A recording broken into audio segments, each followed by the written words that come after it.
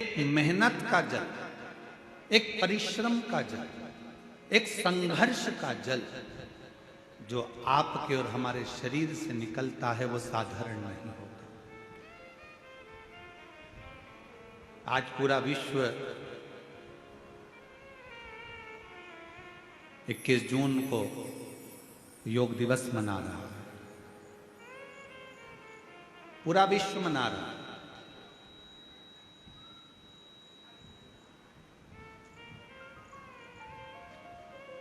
योग ऋषि बाबा रामदेव जी ने पूरे विश्व में इस योग की एक ऐसी अलग जगह दी कि केवल भारत देश ही नहीं, विश्व में भी इस योग दिवस को मनाया जा रहा है।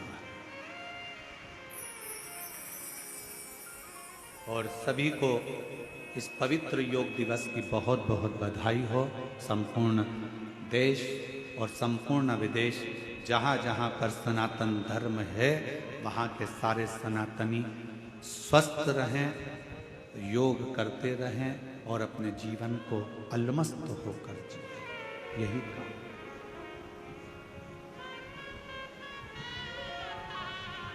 क्या ये तीनों क्रम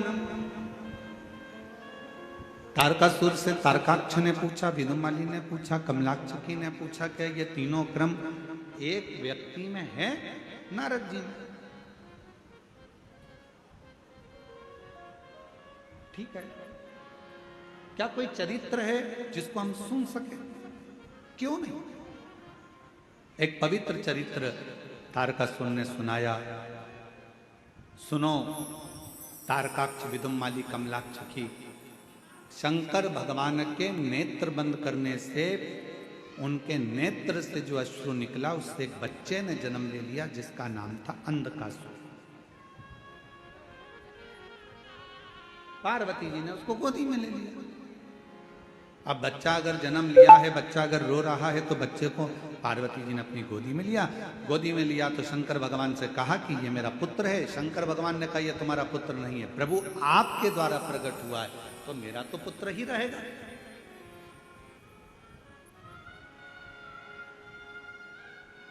यदि आपके द्वारा अगर प्रकट हुआ है तो ये तो मेरा पुत्र है।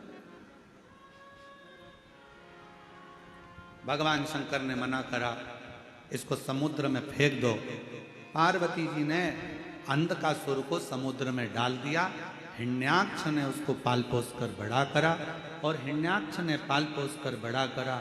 उसको जब बड़ा करा, समय आया, वराह अवतार के रूप में भगवान श्री हरि ने, नारायण ने उस हिरण्याक्ष का वध कर दिया। अब जरा ध्यान देना कि नारद जी ने वो क्रम कैसे करे।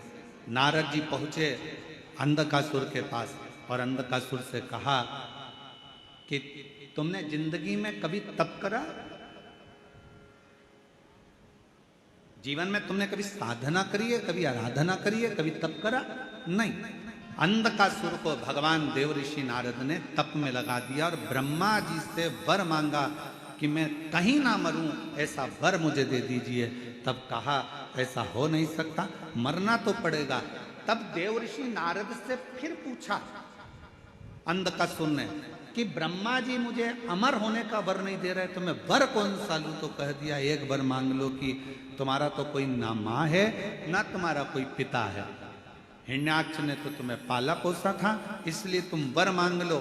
जिस दिन मैं अपनी माँ को गलत दृष्टि से देखूंगा बस उसी दिन मेरे प्राण छूटे। नारद जी के कहने पर अंधकासुर ने वर मांग लिया ब्रह्मा जी से। ब्रह्मा जी ने तथास्तु भी कहा।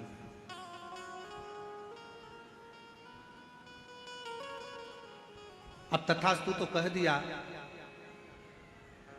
समझ लेना था अंधकासुर को कि अगर ब्रह्मा जी ने तथास्तु कहा है तो इसका मतलब है कि मेरी माता कहीं ना कहीं तो होगी, ये निश्चित। मेरी मौत अगर लिखी है तो मेरी माता कहीं ना कहीं तो होगी।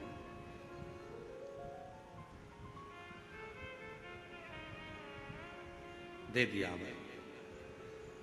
और समय आया,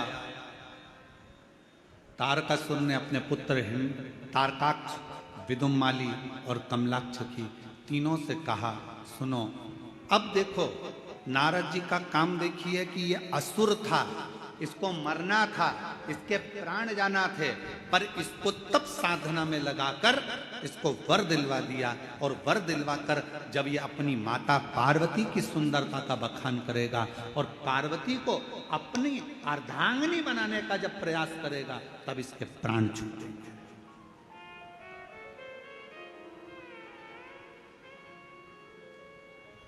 और समझाया देवऋषि नारद ने। ऐसा नहीं कि देवऋषि नारद समझाते नहीं है, नारद जी का काम है समझाना, ज्ञान देना।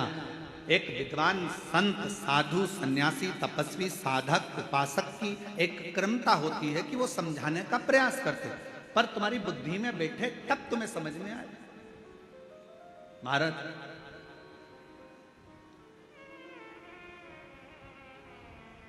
वो कहते हैं ना कि जब लड़के के लिए लड़की देखने जाते हैं तो फूफा जी जाते हैं, मामा जी जाते हैं, काका जी जाते हैं, बड़ा भैया जाता है, दामाद जाते हैं, सबको फोन लगाया जाता है, अरे दामाद जी तुम्हारे साले के लिए लड़की देखने जाना है। अच्छा। अरे मामा जी तुम्हारे भांजे के लिए लड़की देखने जाना है। फूफा जी तुम्हारे भतीजे के लिए लड़की देखने जाना है। चलो, अब सबको ले जाकर लड़की वालों के यहाँ बिठा दिया और लड़की वालों के यहाँ पर लड़की चाय की ट्रे लेकर आई। तो जितने भी देखने गए थे ये सब आपस में मन में विचार करने लगे कि हम हमारे साले के लिए लड़की देखने के लिए आए हैं, हम हमारी भांजे के लिए लड़की देखने आए हैं, हम हमारे भतीजे के लिए लड़की देखने आए हैं। सब के सब जितने लड़की देखने गए थे सब ने विचार करा, अपना ही निर्णय गड़बड़ हो गया था तो फिर भांजे का निर्णय कैसे ले पाएंगे।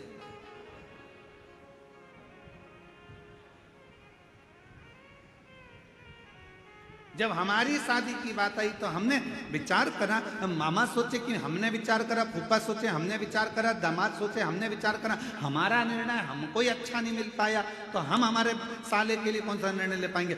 ये विचार नहीं हो जाता। परशु महापुराण की कथा एक बात कहती है, जन्म, मरण और परण ये तीन मेरे शंकर भगवान के हाथ में है। भगवान शिव ने ये किसी को नहीं, ये भगवान शिव ने किसी को नहीं दिया।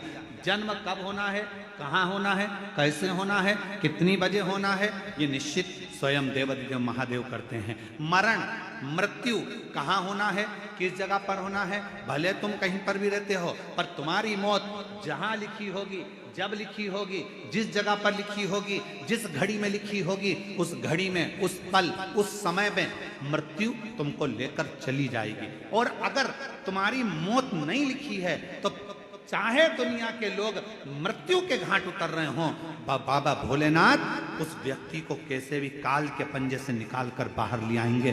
कोई बच जाएगा और मालूम पड़े बाकी के मर जाए। और ये हुआ। अभी अहमदाबाद में एक घटना घटी, बोलो टीवी पर देखी थी कि नहीं देखी थी? अरे जम के तो बोलो, देखी थी। अहमदाबाद में घटना घटी, कितना अच्छे अच्छे सब अपने अपने भावों से जा रहे थे, सबके हृदय में भगवान समाहित था, सबके हृदय में शिव था। फ्लाइट में बैठ भी गए, फ्लाइट उड़ भी गई। उस कैंपस में मेडिकल कॉलेज के जो बच्चे थे वो भोजन कर रहे थे। उनको क्या मालूम था कि हमारी मौत यहाँ लिखी है, हमारी मृत्यु यहाँ लिखी है। वो फ्लाइट में उड़ने वालों को क्या पता था कि हमारी मृत्यु यहाँ लिखी है? किसको मालूम?